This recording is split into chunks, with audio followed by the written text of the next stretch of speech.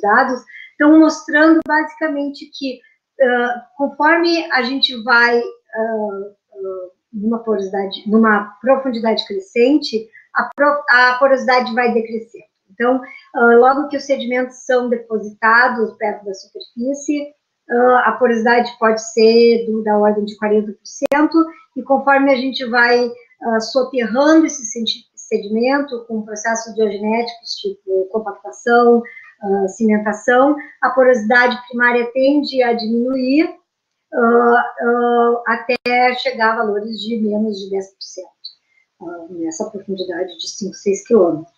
Então, aqui, na verdade, nesse gráfico, que está bem congestionado, tem uma série de linhas, mas que estão mostrando a mesma tendência, né? Essa linha verde é de um estudo feito em carbonatos na Flórida, em que a gente vê essa diminuição da porosidade conforme vai ficando cada vez mais profundo, e essas linhas azuis se referem a diferentes porções desses dados em preto aqui, que foram coletados em carbonatos no mundo inteiro, essa compilação feita por Ehrenberg e Nadeau, em 2005, mostrando esse trend decrescente de porosidade com a profundidade.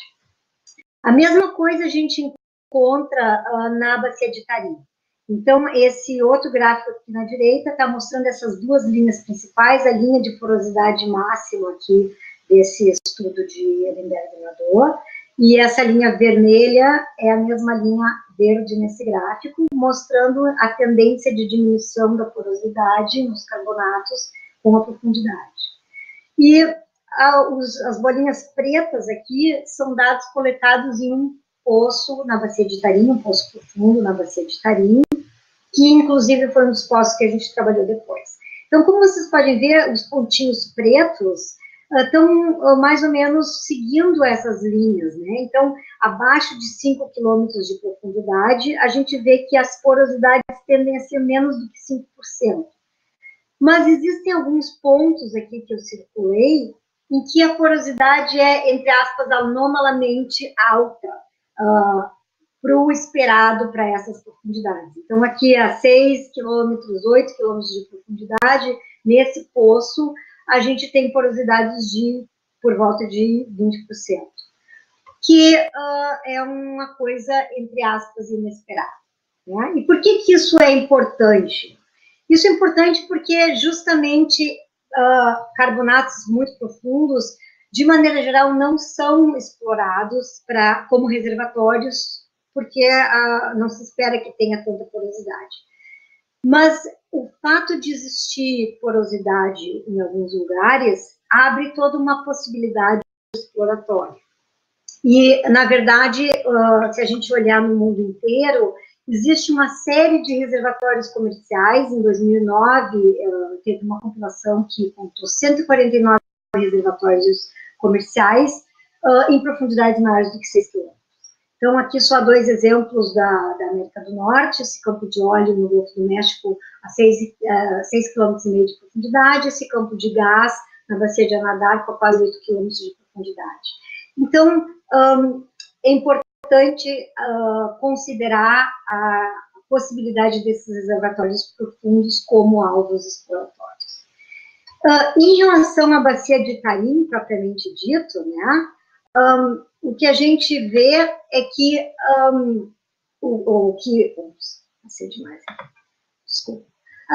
a gente encontrou em alguns testemunhos de sondagem profundo esses carbonatos com alta porosidade, que vocês podem ver na foto dos testemunhos, esses poros vugulares, alguns inclusive impregnados com óleo, que foram recuperados de profundidades de 8 quilômetros, né, nessa formação tibitage, que é uma das formações que a gente estudou no Cambriano Superior.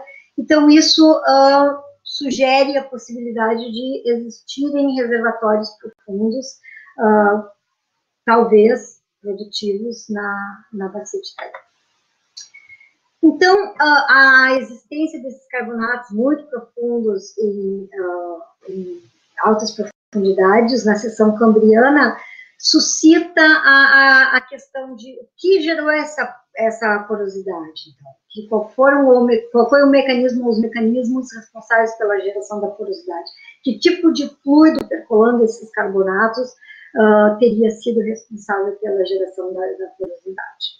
Então, basicamente, essas questões foram que guiaram o nosso estudo. Então, estudos prévios nessa bacia de Tarim reconheceram que esses carbonatos, de maneira geral, eles estão dolomitizados e previamente tinham sido reconhecidos 2 estágios de dolomização. Porque tem uma série de reservatórios de petróleo em dolomitas hidrotermais associadas a falhas. Os estudos anteriores relacionaram tanto a dolomitização como a geração da porosidade nesses carbonatos a atividades hidrotermais. E parte disso por conta da dolomita, de muita parte da dolomita ser dolomita em sela, que é uma dolomita de alta temperatura, e associação com outros minerais tipicamente hidrotermais, como fluorita, quartzo, falerita e barita. Então, se assumiu quase como que um dogma na bacia de Tarim que essa dolomitização e a geração de porosidade seria associada a eventos hidrotermais. Mas quando a gente olha a literatura, as evidências para dolomitação hidrotermal e para geração de porosidade por fluidos hidrotermais é muito pouco robusta, e inclusive tem alguns trabalhos que contestam frontalmente essa interpretação. Então, essa foi uma das coisas que a gente tentou fazer, avaliar se essa dolomitização teria sido causada por fluidos hidrotermais e qual o papel desses fluidos hidrotermais na geração de porosidade também. Então, o objetivo do nosso trabalho foi, basicamente, avaliar a evolução diagenética e os fatores controladores da qualidade de reservatório para que a gente pudesse propor um modelo genético que é importante para diminuir os riscos exploratórios na bacia, porque atualmente não existe produção em reservatórios cambrianos, a produção toda é em reservatórios ordovicianos, então acima dessa seção que a gente estudou, e no caso de encontrar novas reservas, poder guiar a produção com um modelo diagenético um pouco mais realista. Secundariamente, se possível, a gente gostaria de identificar novos prospectos exploratórios, até porque esse trabalho foi feito com o apoio da Sinopec, que é uma das petroleiras chinesas, então, obviamente, eles têm interesse econômico nesse tipo de estudo. Agora, essa é uma das diferenças do nosso estudo para os estudos anteriores. Já existiu uma série de estudos isolados dessa seção cambriana, mas os estudos anteriores nunca tentaram integrar, ou nunca integraram, a evolução diagenética com a história do soterramento da bacia e coisas do gênero, que é o que a gente vai tentar fazer. Bom, então, quando a gente começou esse trabalho, eu, pessoalmente, me deparei com uma série de desafios. Alguns deles não incomuns a quem trabalha com geologia de petróleo, qual seja a limitação de dados de rocha. Então, para fazer petrografia, para estudar diagênese, a gente precisa de dados de rocha, não é suficiente.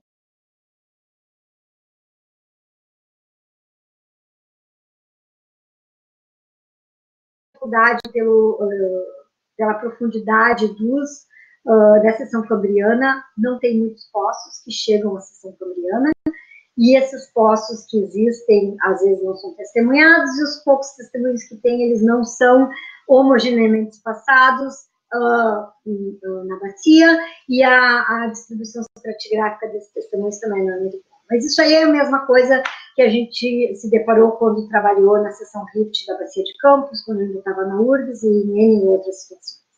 Então, essa é uma das limitações do nosso estudo. O nosso modelo, o nosso estudo foi proposto com limitação de dados de rocha. E vocês vão ver quando eu mostrar o número de lâminas e a distribuição dessas lâminas, que essa é uma limitação considerável. A outra dificuldade, o outro desafio que a gente teve que enfrentar foi a complexidade estrutural. A bacia de Tarim, ela é compartimentada em uma série de blocos estruturais, por conta da história evolutiva da bacia, e às vezes correlacionar entre os blocos é bastante difícil.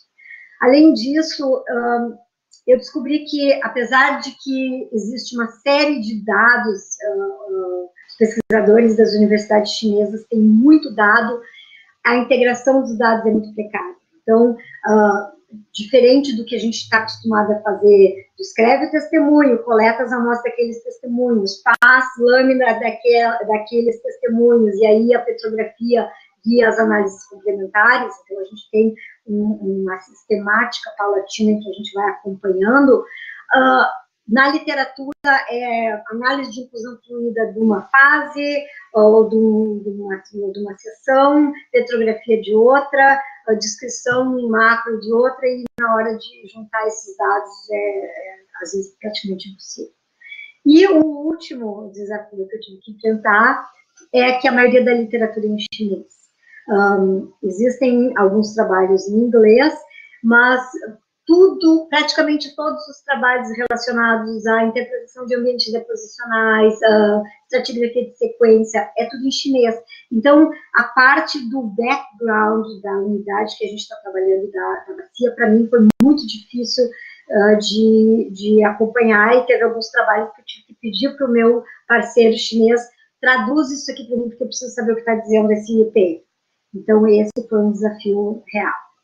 Mas, enfim, com as dificuldades, a gente faz sempre o melhor que pode com as condições que tem. Então, foi isso que a gente se lançou a fazer. Entrando no trabalho, então, aqui eu botei um mapinha da China, só para situar vocês. O meu colega chinês, ele me disse que o mapa da China tem a forma de um galo, e uma vez que eu vi o galo, eu nunca mais consegui deixar de ver o galo. Então, a bacia de Tarim está localizada aqui no noroeste da China, seria perto do rabo do galo. É uma bacia enorme, tem mais de 500 mil de quilômetros quadrados, só para vocês terem uma ideia, isso é umas 5 vezes o tamanho da bacia de Campos. E é a principal bacia petrolífera na China. Tem mais de 30 campos de óleo campos de óleo e gás, todos em reservatórios carbonáticos no Ordovíciano, em operação hoje na China. Toda a seção cambriana e o Ordovíciano também é composta de carbonatos e rochas associadas que foram depositadas numa plataforma carbonática, tipo esse bloquinho de diagrama bem chinfrim, admitidamente, mostra. Mas só para vocês terem uma ideia, que é uma plataforma carbonática que tem faces de água rasa, faces de água profunda, tipo mudstones. Em alguns lugares tem recifes, em outros lugares essas bioconstruções, em alguns lugares essas bioconstruções são de corais, em alguns outros são microbialitos, mas é basicamente uma plataforma carbonática que durante o Cambriano médio, virou uma bacia evaporítica. Então tem alguns evaporitos associados a esses carbonatos. E a evolução da bacia de Tarim aqui está mostrando uma história de soterramento da bacia tirada da literatura. Aqui, então, não dá para ler direito, mas isso aqui é o Panerozoico, então aqui está o Cambriano e no lado direito o recente. Isso mostra os pulsos de soterramento e soerguimento da bacia. Então, a bacia de Tarim teve evolução condicionada por 3 orogêneses principais: a caledoniana, aqui perto do Devoniano, depois herciniana, já no carbonífero, e depois, mais recentemente, a formação dos Himalaias, já no Cenozoico. E são reconhecidos 6 pulsos tectônicos principais, a maioria deles, os 5 primeiros, de tectônica extensional, e o último já numa situação de bacia de formente. Então, tudo isso gerou um condicionamento estrutural bastante complexo, e vocês podem ver por essa figurinha aqui, que a bacia toda ela é dividida em blocos, são 3 blocos soerguidos principais, então são 3 altos, aqui marcados com essa cor meio bege, separados por depressões, essas cores azuis. E mesmo internamente nos blocos, aqui essa linha preta está apontando a localização aproximada dessa seção aqui. Vocês podem ver os blocos altos e os blocos baixos, eles ainda assim são recortados por uma série de falhas, algumas falhas profundas, chegando até o embasamento. Então, esse Z aqui é o siniano, é um embasamento metamórfico da bacia de Tarim, e todas essas unidades, então, aqui são do Cambriano ao Ordoviciano. Eu marquei aqui com a linha pontilhada a profundidade de 5 quilômetros, que separa, então, os reservatórios, entre aspas, rasos, dos reservatórios profundos que a gente vai estar estudando. Ok, então, em termos de sucessão cambriana, o Cambriano na bacia de Tarim, ele começa com a deposição dessa formação Irtuci, que é a principal geradora da bacia. São polhelhos orgânicos intercalados com fosforitos, com diatomitos, com polhelhos silicosos, depositados numa situação de talude em zonas de ressurgência. O conteúdo orgânico dessa formação Irtuci varia de 1 a 9%, com uma média de 5,5%, e a matéria orgânica é do tipo 1 e 2. Na maioria das áreas da bacia, essa formação está supermatura, mas em várias outras está matura ou até submadura, e até hoje essa rocha está gerando. E os reservatórios que a gente está analisando são todos esses dolomitos intercalados em alguns lugares com sal, halita e sulfatos, aqui nessas duas formações do Cambriano Médio. Então, as formações que a gente analisou são essa Chalburlac, o Songer, Chalik, Auatage e Quilitage. Essa Quilitage foi a mais extensivamente estudada, porque a gente tinha mais lâminas. Então, todas essas unidades, elas foram, como eu falei, depositadas em uma plataforma carbonática, que varia de uma plataforma aberta para uma plataforma mais evaporítica no Cambriano Médio, e depois voltando a ser uma plataforma aberta no Cambriano Superior. Então, esses foram os potenciais reservatórios que a gente olhou.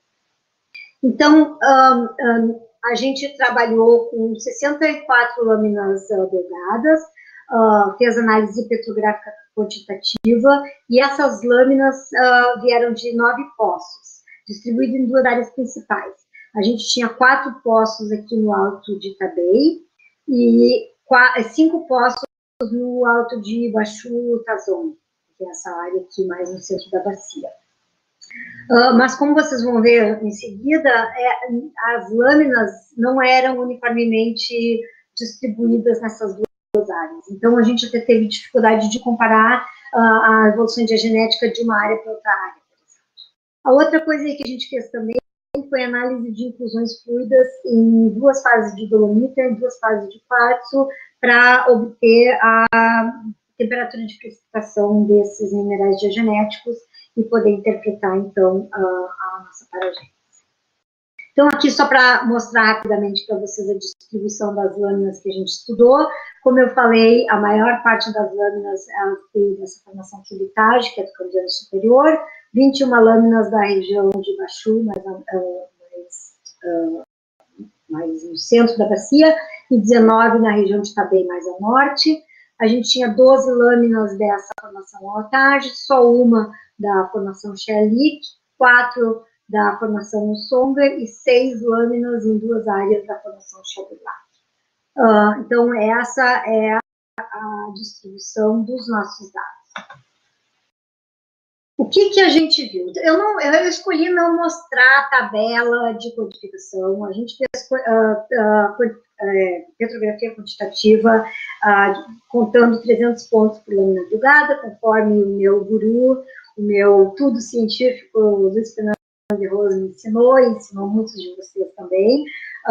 Então, analisando textura, constituintes primários, constituintes genéticos, com hábito, localização, relações paragenéticas, tipos de poro, isso é o que a gente quantificou.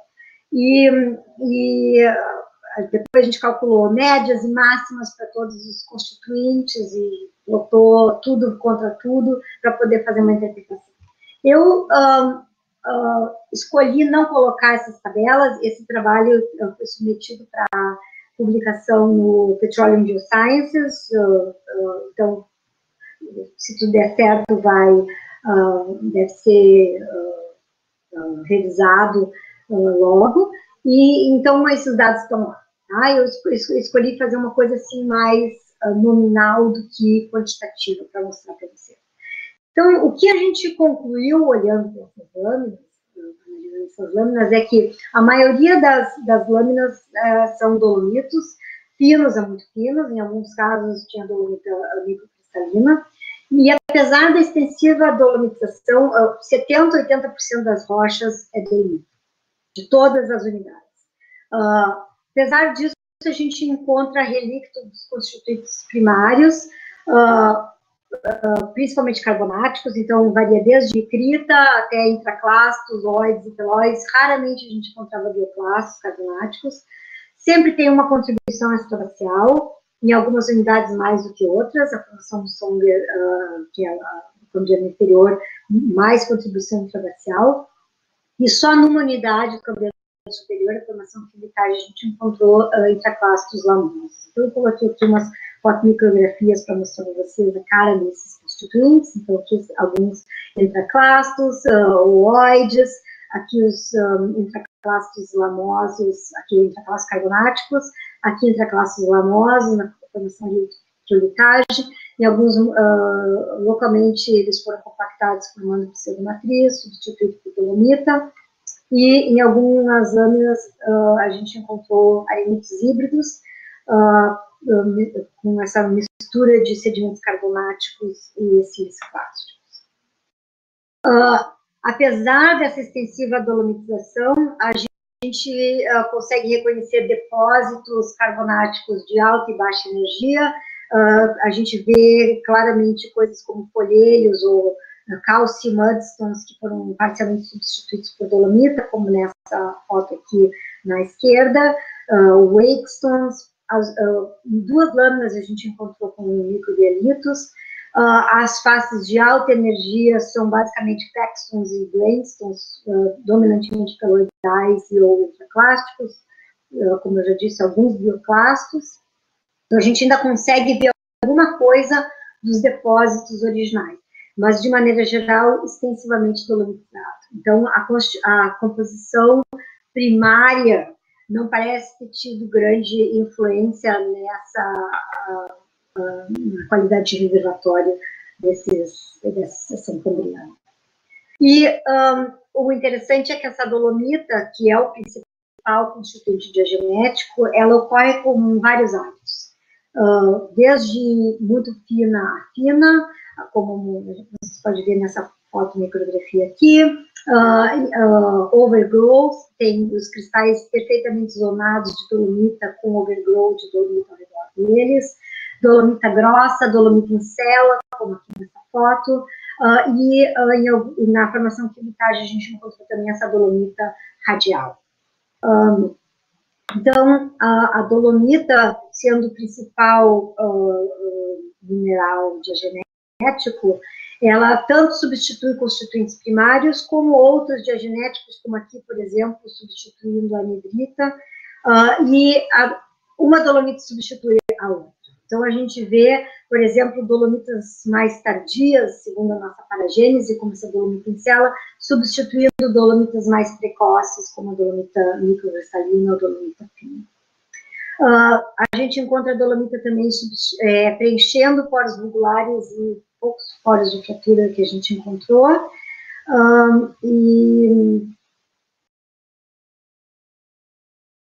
E quartzo. Tá?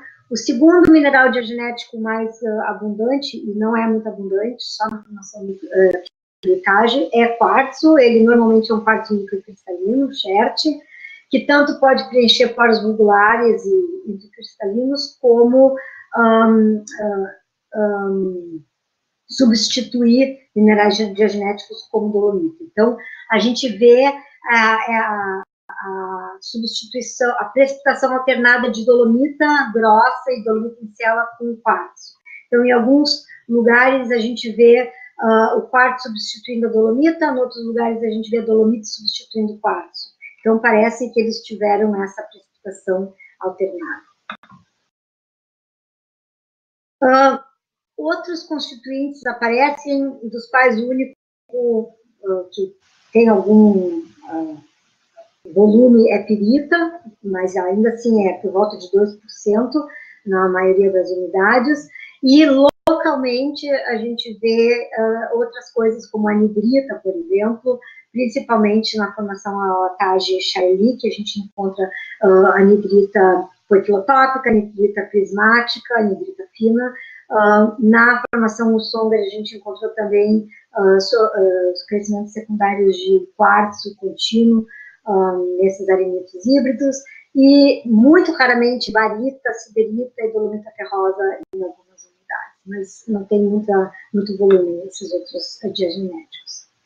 Então, o principal processo diagenético dessas rochas foi a dolomitização generalizada, e a porosidade que a gente vê é uma porosidade secundária, não tem preservação de porosidade primária, os poros são dominantemente regulares, como aqui, ou intercristalinos, com esses poros entre os cristais de dolomita. A porosidade média, dependendo da unidade cambriana que a gente está considerando, varia entre 6% e 9%, sendo que a formação quilitagem é que tem uma porosidade maior. Essa porosidade secundária gerada pela dissolução da dolomita, ela pode ser parcial ou totalmente preenchida pela precipitação de quartzo e dolomita, e, como eu já disse, os melhores reservatórios são nessa formação quilitagem, que tem uma média de 8% de porosidade, mas pode atingir uma máxima de 39%. Então, aqui, novamente, a gente vê esse gráfico mostrando a relação entre a porosidade e a profundidade. Aqui a gente já começa de 4.000 metros, que é a profundidade, 13.000 e poucos, 4.000 metros, que é a profundidade das amostras que a gente está trabalhando. As bolinhas pretas são os dados que a gente codificou nas nossas lâminas. Então, isso aqui é porosidade petrográfica, as estrelas são porosidade de plug, que foram medidas junto, e o que a gente vê nesse gráfico é que, de maneira geral, a porosidade nas nossas lâminas também tende a diminuir com o aumento da profundidade, com exceção desse grupo de amostras aqui, que tem uma porosidade muito maior do que a esperada para aquela profundidade, que é justamente o grande interesse do reservatório. A outra coisa que a gente fez foi medir a temperatura de homogeneização em inclusões fluidas na dolomita e no quartzo. Então, eu não sei o quão familiar, acostumados vocês estão com esse tipo de análise, mas a ideia é que essa temperatura dê a temperatura temperatura do fluido que precipitou aquele mineral. Então, a gente mediu 77 infusões fluidas em dolomita e 18 em quartzo. E a gente escolheu duas fases diferentes de dolomita e duas fases diferentes em quartzo. Uma fase para representar a temperatura de precipitação da fase mais precoce, a dolomita fina, então, que está nesse gráfico, está mostrando em azul, e da dolomita preenchendo os bugs, a dolomita em cela preenchendo os bugs, que está representado pelo vermelho. Aqui no quartzo, a gente escolheu o quartzo preenchendo o bug, em verde, e o quartzo substitutivo aqui em laranja. Então, o que a gente pode ver desses dois gráficos é que a temperatura de homogeneização da dolomita nessas infusões fluidas, independente da fase, para as duas fases mais precoce e mais tardia, cai de maneira geral, a moda, né, a medida mais frequente é entre 90 e 110 graus Celsius. Então, essa seria a temperatura de precipitação da dolomita.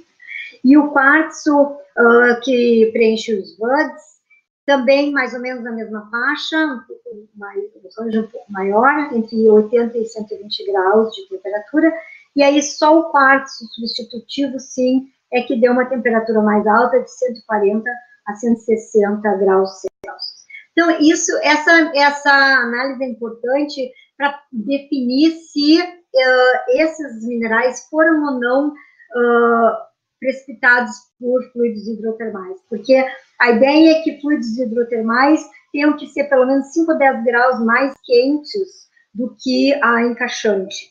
Então, pelo que a gente viu das nossas análises, a temperatura de precipitação da dolomita e do quartzo nos VUDs, ela é perfeitamente compatível com a temperatura de soterramento. Então, aqui nesse gráfico, nesse quadrinho aqui, o que eu fiz foi botar a história de soterramento para os poços que a gente trabalhou, e esse foi um trabalho que o Bino fez com o aluno dele, para gerar essa curva de soterramento. Eu coloquei aqui os principais eventos magmáticos da bacia, em vermelho, então os momentos em que a atividade magmática, que poderia estar gerando fluidos hidrotermais, era mais intensa na bacia. Em preto, nessas caixinhas pretas, são os principais eventos de geração da rocha geradora, da formação de Mertussi, para ver se tinha alguma coincidência entre o timing de precipitação desses minerais com os fluidos hidrotermais, por exemplo. E aqui, em amarelo, está salientada a seção cambriana, que é a seção que a gente estava estudando. Então, vocês podem ver os momentos em que a seção cambriana atingiu essa temperatura para precipitar dolomita, está marcado aqui com essa churadinha em preto, e o quartzo que preenche os VUDs em verde. E aqui no laranja mais escuro eu marquei a faixa de temperatura indicada pelo quartzo substitutivo a partir das nossas análises de inclusão fluida. Então, como vocês podem ver por esse gráfico, fica um pouco claro de que a temperatura que a dolomita e o quartzo preenchendo o VUD indica é perfeitamente compatível com a temperatura de soterramento do cambriano nesses momentos. Então, não precisa ter fluidos hidrotermais para precipitar essa dolomita e esse quartzo de VUD. Só o quartzo substitutivo é que indica, então, uma temperatura mais alta, que talvez tenha sido oriunda esses fluidos de fluidos hidrotermais. Então, essa análise integrada da paragênese, das relações paragenéticas entre os minerais que a gente obteve pela análise petrográfica, com esses dados de inclusões fluídas, com a história de soterramento, é o que nos embasou para propor essa evolução geogenética e a interpretação do nosso modelo. Então, aqui nesse quadrinho, de novo, vocês estão vendo essa curva de soterramento do Cambriano e da bacia do Tarim, já com os processos e produtos diagenéticos que a gente identificou nas nossas lâminas e a quantidade de cada um deles indicada aqui pela grossura das barrinhas, né, nas diferentes unidades. Então, quanto mais grossa a barra, mais abundante nas nossas lâminas esses produtos foram. Então, vocês podem ver pelas barrinhas pretas aqui, dolomita é o principal mineral diagenético que a gente encontrou. Aqui em cima tem algumas siglas, Q, se refere a Q-litagem, o Sanga, e assim por diante, porque teve alguns produtos genéticos que se encontrou apenas em determinadas unidades e não em todas as unidades determinadas. Então, a gente tentou colocar aqui os eventos os produtos diagenéticos na história diagenética. Então, a diagênese é aquele estágio diagenético mais precoce, que vai desde o momento da deposição até o soterramento efetivo, enquanto os sedimentos ainda estão sujeitos à influência das águas deposicionais. A mesodiagênese, então, a partir do soterramento efetivo, a gente ainda pode dividir em mesodiagênese rasa, que vai à ordem de 2, 3 quilômetros, 70 a 100 graus Celsius, mesodiagênese profunda, mais de 3 quilômetros, mais de 100 graus Celsius, e aqui a gente ainda colocou um estágio biotermal, que na nossa interpretação está mais relacionado ao último estágio tectônico da bacia do Tarim. Então, a gente distribuiu aqui os diferentes produtos ao longo dessa história diagenética. E, a partir disso, a gente tentou contar uma historinha de como que esses diferentes produtos evoluíram na história diagenética. Então, na figura original, esse gráfico, ele está colocado, na real, aqui embaixo, para que as coisas sejam olhadas em conjunto, mas eu achei que ia ficar muito congestionado, muito pequenininho, então eu aumentei para a gente poder olhar isso. Então, aqui tem duas partes que a gente está analisando a evolução diagenética em conjunto, porque uma influencia a outra em relação à geração de porosidade. Então, os carbonatos da formação fio-litagem, que é o cambriano superior, e os sulfatos das formações alotagem e Shelley, que é o cambriano médio. Então, a gente coloca que os diferentes hábitos dos constituintes diagenéticos começam, então, independente se o sedimento é mais micrítico ou o sedimento é mais peloidal intraclástico. A primeira fase durante a eodiagênese, basicamente o que aconteceu nos carbonatos foi substituição por dolomita fina. Daí, durante a mesodiagênese, a precipitação desses overgrowth de dolomita, com a mesodiagênese mais profunda, a substituição das fases iniciais de dolomita por dolomita grossa e dolomita em cela, formação de estilolitos durante compactação química, algum fraturamento, e durante a mesodiagênese profunda, geração de porosidade secundária, por conta da percolação desses fluidos ricos em dióxido de enxofre, que foram produzidos durante a mesodiagênese dos sulfatos que estão abaixo. Então, por isso que a gente colocou a evolução desses sulfatos em conjunto com esses carbonatos. Porque enquanto na eodiagênese dos carbonatos precipitava dolomita fina, durante a eodiagênese dos sulfatos tem alguma substituição por dolomita fina também, mas outras coisas estavam precipitando nos sulfatos. Então, na mesodiagênese, a dissolução parcial desses sulfatos gerou fluidos ricos em SO2, que, percolando, ascendente, chegaram nos carbonatos para gerar porosidade secundária. E ainda na mesodiagênese profunda, a gente tem a precipitação de quartzo e dolomita grossa em cela, nesses poros vulgares, nesses poros secundários gerados pela dissolução desses fluidos. Então, aqui vocês podem ver que a gente colocou uma série de fluidos, a gente vê um pouquinho de dissolução diagenética nesses carbonatos nos sulfatos, talvez relacionado a algum fluido meteórico, mas não muito significativo, essa dissolução de fluidos meteóricos.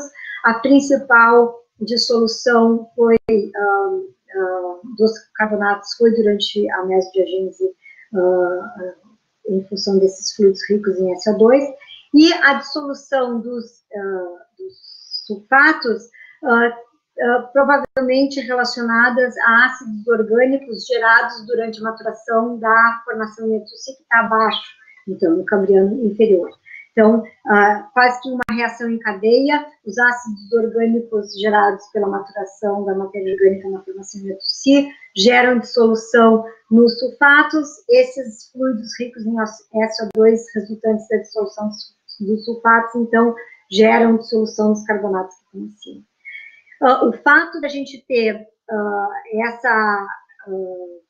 esses carbonatos já mais porosos e permeáveis, formados durante a mesodiagênese, facilitaram a percolação de fluidos hidrotermais muito depois, que, na verdade, existe uma certa geração de porosidade oriunda da percolação desses fluidos hidrotermais, mas não é a principal geração de porosidade, e o hidrotermalismo, no caso, teve um efeito duplo na qualidade de reservatório.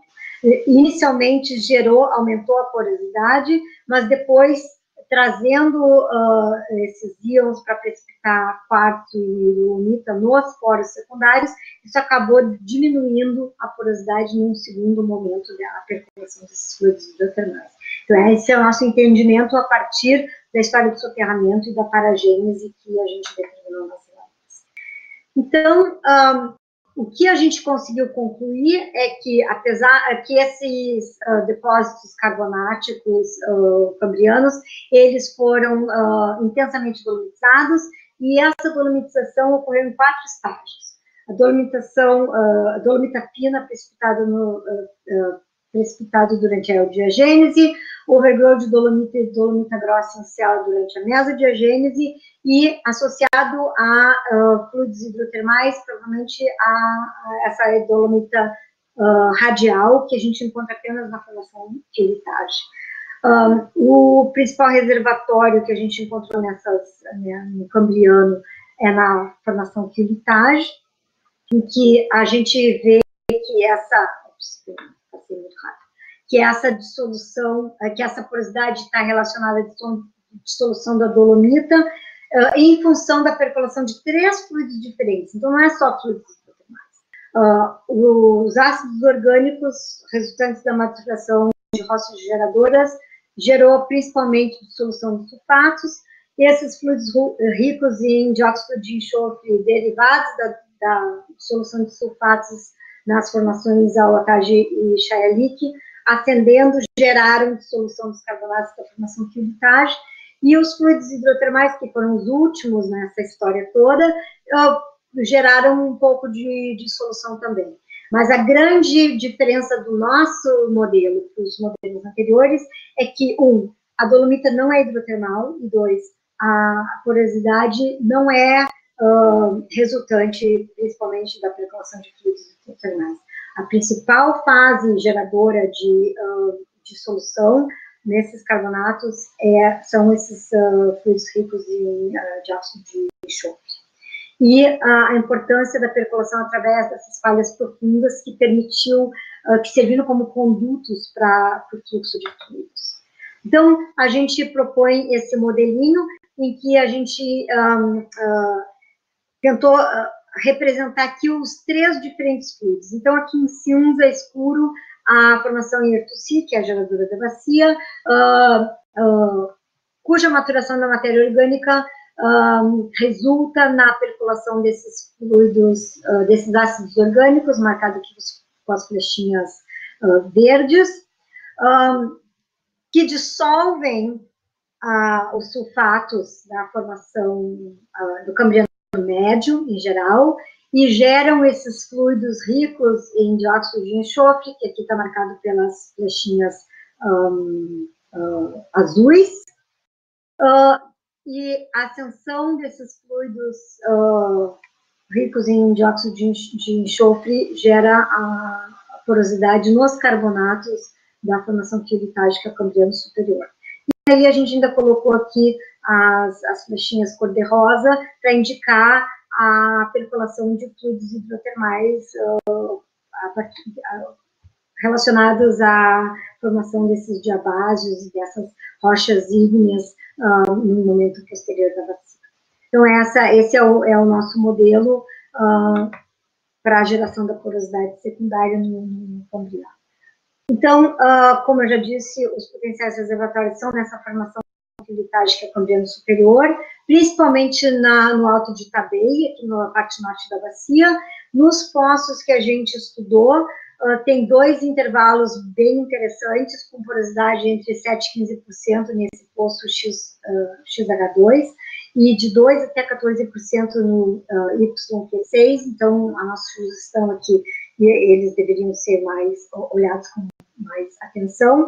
E a distribuição de falhas é muito importante na qualidade dos reservatórios. Como vocês podem ver, todos esses poços que a gente estudou, eles estão adjacentes a falhas profundas, e o controle dessas falhas profundas na migração de fluidos é muito importante para gerar essa porosidade secundária e formar esses reservatórios potenciais. Então, isso é o que eu tinha para apresentar para vocês com relação a esse trabalho. Eu agradeço muito pela participação de todos, deixo vocês aqui com o slide final do céu do Kansas, no pôr do sol, e me coloco à disposição para responder qualquer pergunta que, porventura, vocês possam ter. Obrigada. Muito obrigada, Karen. A gente gostou muito da palestra, tiveram muitos elogios. Muitos alunos com saudades de ti. Vamos ler aqui os nomes. A Renata Alvarenga, a Sabrina, a Bárbara, a Caterine Goulart. E nós tivemos um pico de 140 visualizações, simultâneas, mas tiveram muitos mais ouvintes. A gente agradece muito, né? E agora algumas perguntas, que tiveram pessoas de vários estados, do Rio de Janeiro, do Rio Grande do Norte, de Santa Catarina. Então, vamos começar pela pergunta do professor De Ros. Também falou que está com saudades. Oi, Karen, saudades. Ótimo poder ver e ouvir você. Excelente apresentação. Claramente, o critério de maior temperatura do que é encaixante é pouco operacional para reconhecer como hidrotermais as alterações sobre condições de soterramento profundo. No estudo de Bruno Lima, do pré-sal, no norte de Campos, apesar de termos encontrado temperatura significativamente maior do que da história de soterramento, consideramos que a focalização e concentração das alterações próximas aos condutos como critério mais coerente e aplicável. Você poderia comentar um pouco sobre isso? Muito obrigada. Primeiro, eu quero dizer que eu morro de saudade dos meus aluninhos também, sinto muita falta, e fico muito feliz de receber as saudações dos meus alunos e dos amigos da URGS. Sinto muita falta de todo mundo. E principalmente do De Ros, quantas vezes eu ficava desesperada por não ter o De Ros na sala do lado, como eu tinha na URGS, para resolver meus problemas geogenéticos e as minhas dúvidas científicas. Mas vamos lá, ele, inclusive, me ajudou muito nesse trabalho, me mandou um monte de referência, eu mostrei foto para ele dessas dolomitas radiais que eu nunca tinha visto na minha vida, então ele foi muito importante no desenvolvimento desse trabalho também. Sim, esse critério, essa questão de é hidrotermal ou não é hidrotermal, quais são os critérios, tem bastante literatura com relação a isso. Eu assisti a defesa do Bruno depois do ocorrido, que eu não consegui me logar na hora, né? E eu achei um bom critério.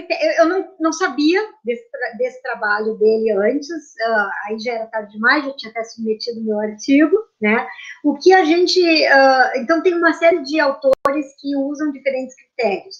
Alguns dizem isso, não, para ser hidrotermal tem que ser de 5 a 10 graus mais quente do que encaixante, seja lá o que isso significa, né? Na bacia de Tarim, para mim, é importante, eu acho, conseguir determinar, de alguma forma, uma temperatura mais alta do que seria compatível simplesmente pelo soterramento. A gente sabe que, dependendo do gradiente geotérmico, as temperaturas vão aumentando mais rapidamente ou menos rapidamente conforme com o soterramento crescente. Então, para determinar essa questão hidrotermal, se a gente está numa situação como, por exemplo, o pré-sal e como esses carbonatos profundos, que o soterramento é muito grande, o esperado é temperaturas altas, fica mais difícil de ver sinais de um fluido quente, são os fluidos hidrotermais. Então, eu achei bom esse critério que eles usaram de focalização e concentração das alterações hidrotermais próximas aos potenciais condutos. O problema de fazer isso na bacia do Tarim é que a gente não tem muito dado. Então, idealmente, eu gostaria de conseguir rastrear ou mapear o halo de efeito desses condutos. Mas a verdade é que a gente não tem dados suficientes para fazer esse tipo de coisa, esse mapeamento para ver qual é a extensão dessa alteração hidrotermal. Então, eu tive que usar um outro critério, que foi de se a temperatura era mais alta ou não do que o esperado pela profundidade de soterramento das unidades. Na bacia de Sichuan, na China, também tem dolomitas que são interpretadas como hidrotermais, e a análise de inclusões fluidas indica temperaturas da ordem de 200, 215 graus Celsius. Então, bem mais alto do que a temperatura das encaixantes. Então, pode ser que isso seja um critério ou não.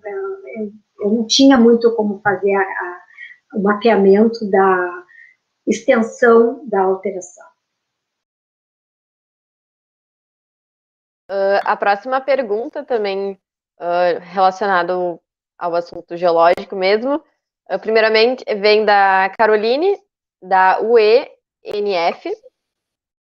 Primeiramente, parabéns pelo trabalho e pela apresentação super didática. Faço doutorado com Geoquímica Orgânica da Bacia do Paraná e tenho usado muito a sua referência sobre elementos redox sensitivos para avaliar o ambiente deposicional do Irati. Gostaria de saber se atualmente você está trabalhando com algum projeto com uso de metais, isótopos ou biomarcadores.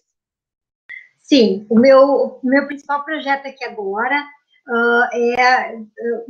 usa Redox Sensitive Elements, na verdade, uma integração entre sedimentologia e geoquímica inorgânica, usando esses metais como proxies ou indicadores de condições físico-químicas da água, tipo grau de oxigenação. É tão difícil falar as coisas que eu estou acostumada a falar em inglês.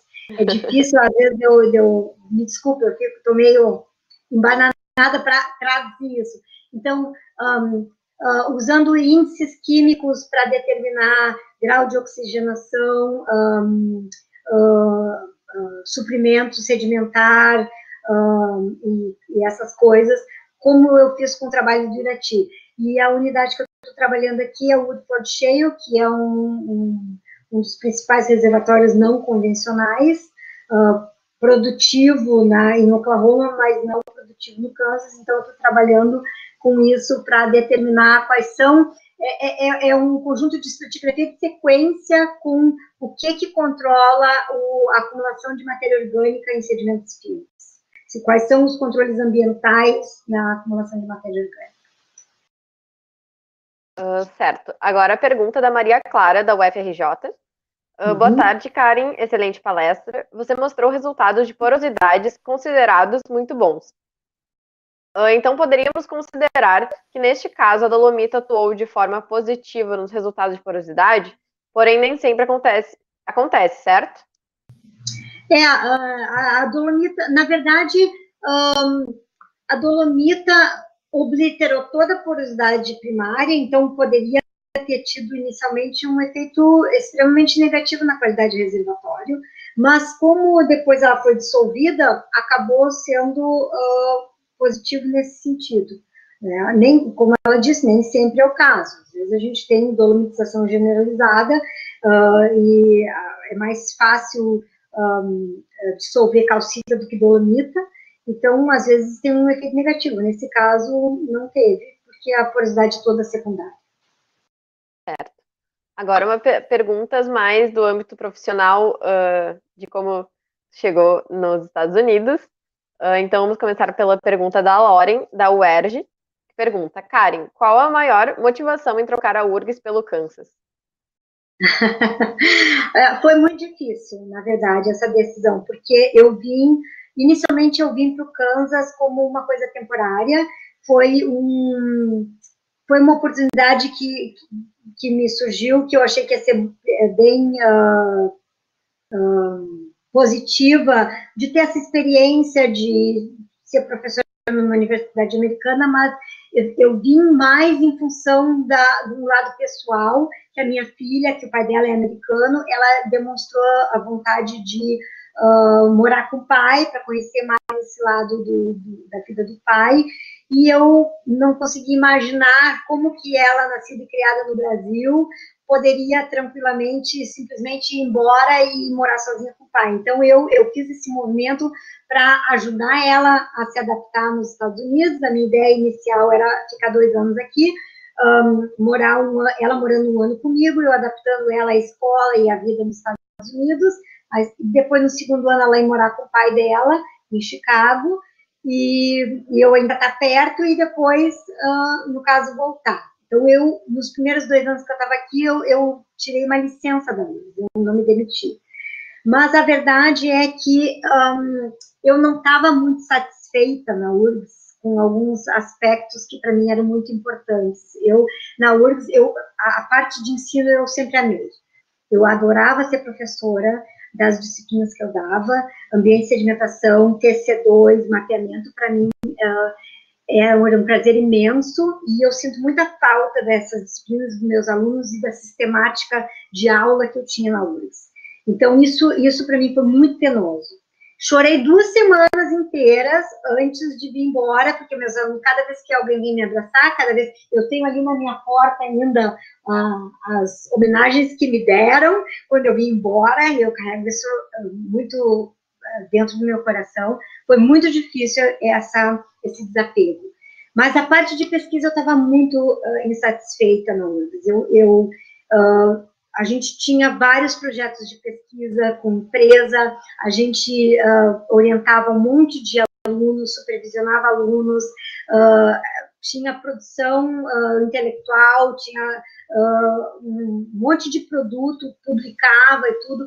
E no momento que eu saí da URGS, eu não posso falar como está agora, mas imagino que não tenha mudado muito, a gente, nosso grupo de pesquisa, o grupo de pesquisa que eu fazia parte, recebia enfrentava muita resistência de dentro do Instituto de Geociências. Tinha muita dificuldade de aprovar os projetos, a gente conseguia financiamento, a gente conseguia os projetos, e aí a parte burocrática parava em N instâncias. Então, era uma luta constante, com todos os resultados que a gente tinha, ainda assim, a gente recebia muita crítica com relação a ter bolsa de pesquisa e umas coisas, assim, completamente absurdas, e isso começou a pesar demais para mim. Eu já não tinha prazer de fazer certas coisas, porque era bloqueio de todos os lados.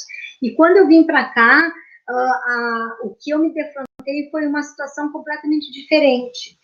Eu me defrontei com um departamento que, longe de ser perfeito, sempre tem umas picuinhas, umas coisinhas, isso aí faz parte acho que do ser humano, né? Algumas pessoas mais fáceis, outras mais difíceis, mas de maneira geral, tanto a universidade como o departamento, eles querem te dar todas as condições para tu fazer pesquisa, porque a ideia é que o sucesso de um é o sucesso de todos. Então, eles querem que tu traga dinheiro, que tu supervisione aluno, que tu faça projeto de pesquisa, porque isso é o nome da universidade e que vai. E, então, existe um monte de recursos internos para te ajudar a submeter projeto de pesquisa, para lidar com contratos, para fazer a parte de contabilidade, que na UFRGS a gente não tem. Então, o professor pesquisador tem que assobiar e chupar cana, né, como se diz, fazer tudo, e muitas vezes um coordenador de projeto, como eu fui coordenador de 2 projetos, a gente gasta mais tempo da vida da gente, ao invés de estar fazendo que é o fim último, que é fazer pesquisa, publicar, orientar aluno, dar aula, a gente gasta 70% do tempo tentando desfazer nó burocrático e perdendo tempo com coisas que não deveria a gente se perder tempo. Então, isso são coisas que são difíceis de lidar. E esse foi um dos motivos grandes que me fizeram querer ficar depois desses 2 anos. A gente fica muito feliz, né, que apesar dos problemas na URGS foi muito bom, né, dar aula pra gente, a gente fica muito feliz pelo tempo. E a próxima pergunta eu acho que tu já respondeu um pouco, né, que é da Marília, da Federal do Rio Grande do Norte, que ela pergunta como foi o processo para conseguir uma vaga de professor em uma universidade norte-americana. O processo, olha, foi assim, hoje eu penso que essa vaga era para mim, né? A construção astral para que eu viesse para cá, porque na real foi por coincidência praticamente. Um dia eu cheguei super chateada da URGS por conta dessas coisas. Ai, meu Deus, acho que eu estou fazendo tudo certo para, né, fazer pesquisa, para dar aula. Eu tento fazer as coisas direito e fico tomando chapuletada de tudo que é lado. Aí, nessa função da minha filha querer ir para os Estados Unidos, eu pensei, sabe demais, eu vou dar uma olhada se não tem alguma coisa para eu fazer em algum lugar dos Estados Unidos. E eu me deparei com o anúncio dessa vaga, que era exata a descrição, a job description, né? Era exatamente o que eu fazia na UFRGS. Exatamente o que eles pediam era o que eu fazia na URGS, para dar aula nessas disciplinas, para fazer pesquisa em geologia do petróleo, para ser independente, meu Deus, pegaram o meu currículo e escreveram esse negócio.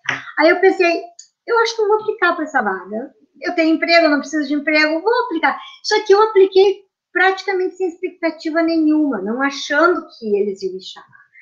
E, para minha grande surpresa, depois que terminou o período de application, né, para essa vaga, um dia eu recebi uma ligação, uma mensagem no meu celular dizendo que eles tinham gostado do meu currículo e que eles gostariam de me entrevistar. E eu tô achando que eles vão fazer isso por Skype, porque eu estou no Brasil e eles estão aqui no Kansas. E aí, quando eu entrei em contato para ver o que era, eu descobri que eles queriam me trazer, como realmente me trouxeram para uma entrevista. Então, eu vim com tudo pago, dei uma aula aqui no graduação, para eles verem a minha habilidade de dar aula, dei uma palestra sobre minha pesquisa, fiz encontro com alunos, com tudo, como parte do processo seletivo. E, para minha surpresa, eles me ofereceram a vaga. Aí a dificuldade foi aceito ou não aceito, né?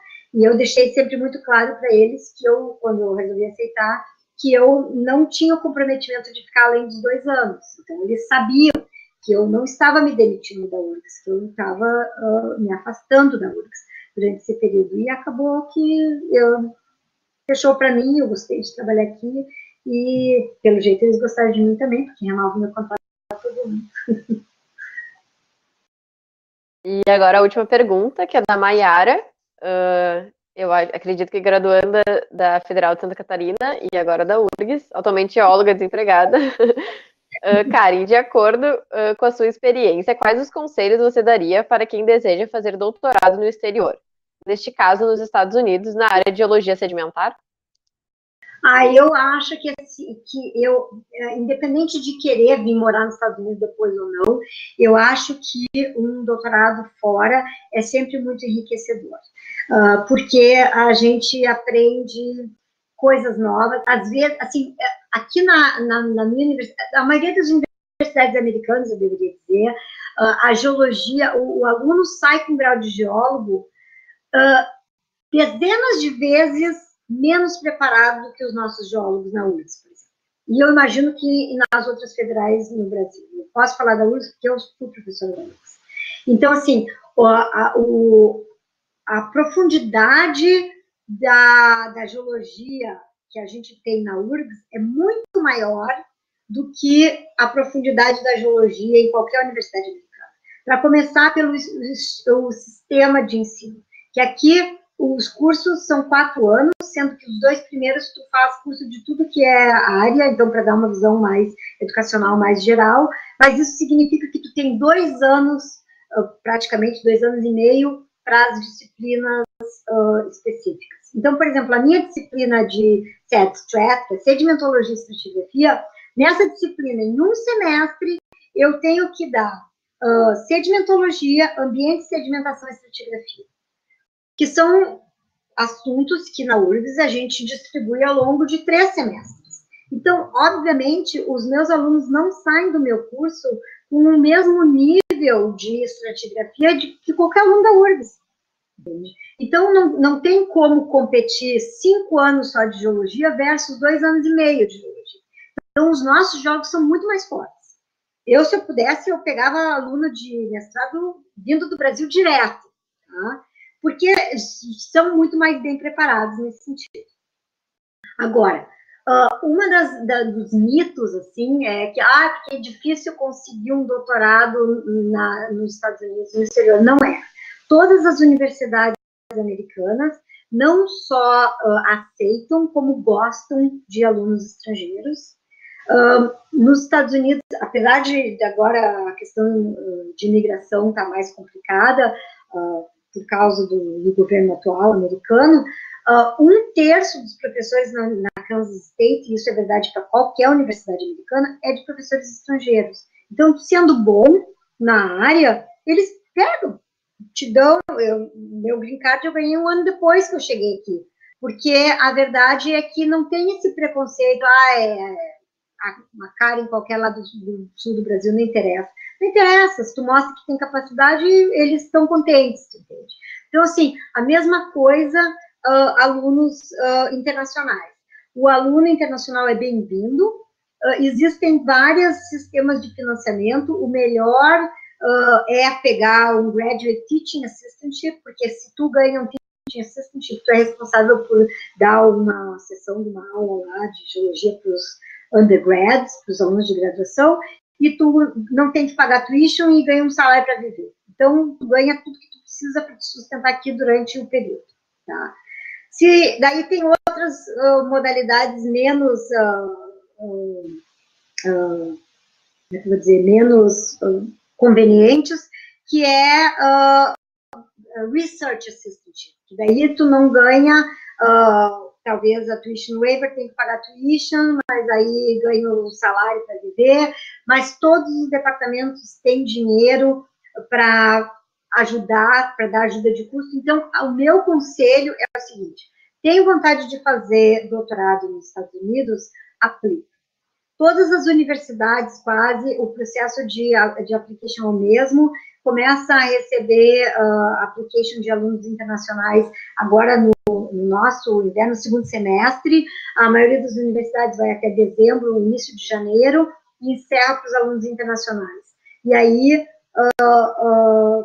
entra na competição das bolsas, do que vai ganhar, do que não vai ganhar. Se ganhar, vem. Então, eu acho que o não a gente já tem por default, que a gente vai atrás é do sim. Então, se tem vontade de fazer doutorado, busca uma universidade, ou pela área que quer, eu conheço tal e tal universidade, tal e tal professor, que é bom na área que eu quero me especializar. Manda e-mail, pergunta, a gente recebe e-mail o tempo todo de alunos dizendo, estou interessado. Os alunos olham nos websites, o que tu faz, vê se tem alguma coisa que eles gostam, manda e-mail perguntando, está aceitando aluno, alguns aceitam, outros não aceitam, depende do número de alunos que a gente tem cada vez, o número de projetos que a gente tem para botar esses alunos, mas eu acho que se tem vontade de estudar nos Estados Unidos, aplica. O máximo que pode receber é um não, talvez um não esse ano, pode virar um sim no ano que vem, então as coisas dinâmicas, eu acho que vale a pena aplicar. Então, essas foram as perguntas, Karen. A gente te agradece novamente. É com muito carinho que a gente fez esse convite para ti. Ficamos muito felizes.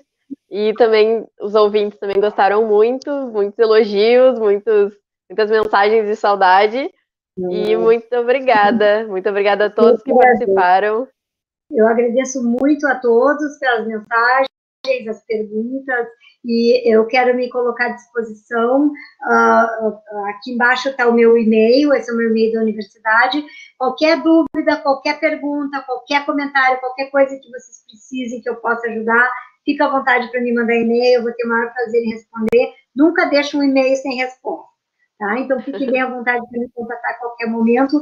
Um beijo muito grande, um abraço para todos, morro de saudade também.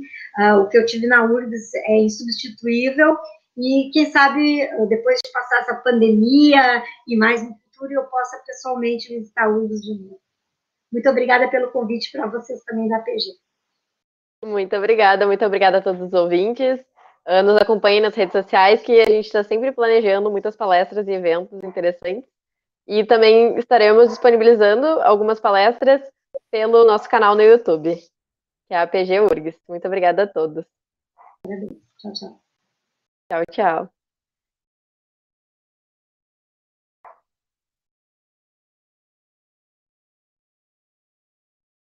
Tranquilo. Deu tudo certo a transmissão?